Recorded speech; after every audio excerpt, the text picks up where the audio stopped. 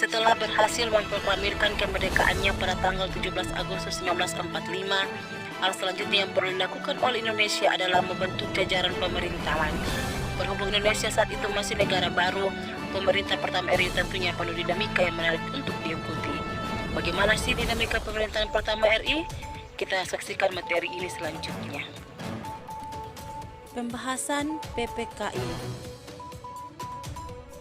Masih ingat dengan PPKI?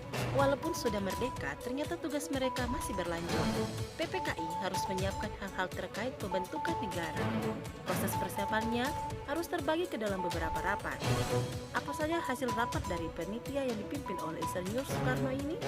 Mari kita perhatikan materi selanjutnya. Sidang PPKI pertama 18 Agustus 1945 menetapkan dan mengesahkan Undang-Undang Dasar Negara Republik Indonesia yang kemudian dikenal sebagai Undang-Undang Dasar 1945.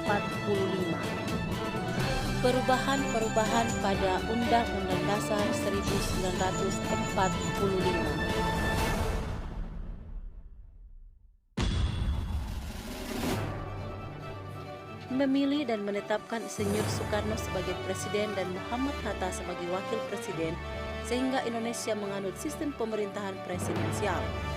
Membentuk Komite Nasional sebagai pembantu Presiden. Sidang PPKI kedua, 19 Agustus 1945, dengan hasil menetapkan 12 kementerian dalam pemerintahan dan 4 menteri negara, membagi daerah Republik Indonesia ke dalam 8 provinsi.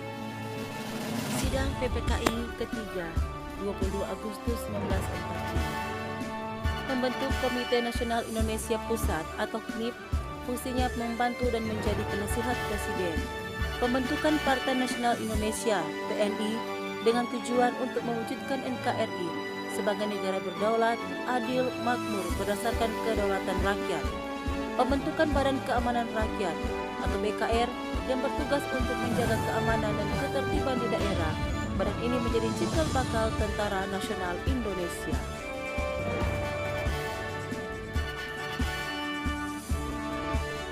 Selain itu, berdasarkan maklumat pemerintah tanggal 3 November 1945, secara resmi berdiri partai-partai politik sebagai berikut: Majelis Syuro Muslimin Indonesia, Partai Komunis Indonesia, Partai Buruh Indonesia, Partai Rakyat Jelata, Partai Kristen Indonesia, Partai Sosialis Indonesia, Partai Rakyat Sosialis, Partai Katolik Republik Indonesia, Persatuan Rakyat Marhaen, dan Partai Nasional Indonesia.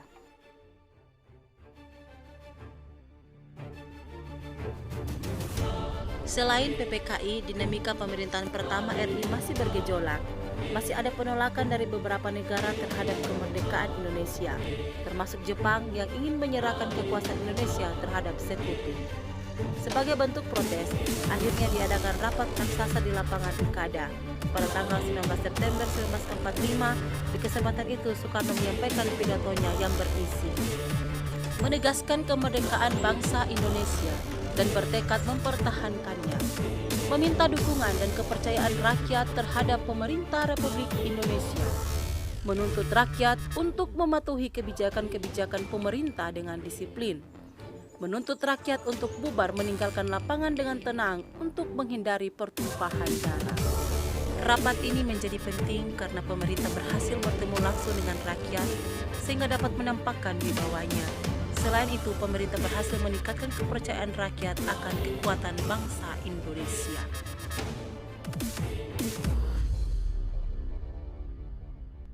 Setelah Indonesia memproklamasikan kemerdekaannya, kesultanan-kesultanan yang masih berdiri di Republik Indonesia kemudian menyatakan dukungan terhadap pemerintah Indonesia dan bergabung dalam wilayah NKRI.